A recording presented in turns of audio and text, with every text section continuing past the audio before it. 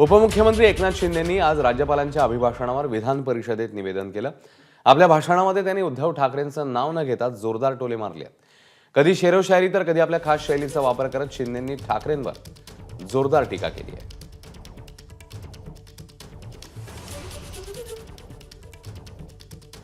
वास्तविक पाहता एवढ्या दारुण पराभवानंतर विरोधी पक्षाच्या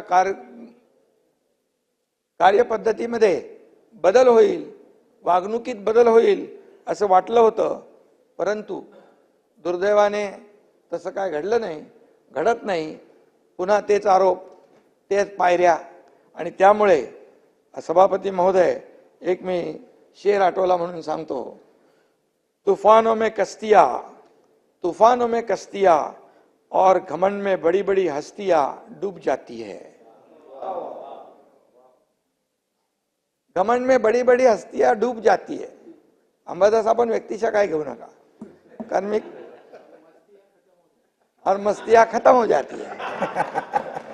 नागपूरमध्ये लंडन सारखं वातावरण असतं आणि काही जणांना वाटतं तशा प्रकारची आनंद आणि पर्यटनासाठी येतात आणि कोणी लोक पर्यटन करून निघून जातात।